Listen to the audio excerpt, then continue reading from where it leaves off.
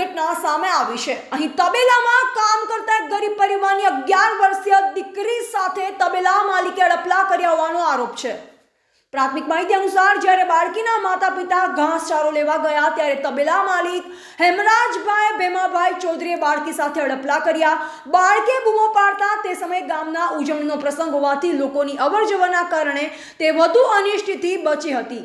ઘરે પરત ફર્યા બાદ દીકરીએ પરિવારને સમગ્ર હકીકત જણાવી। આથી બાળકીના પિતાએ તાત્કાલિક સિયોરી પોલીસ સ્ટેશનમાં હેમરાજભાઈ ભેમાભાઈ ચૌધરી વિરુદ્ધ ફરિયાદ નોંધાવી હતી।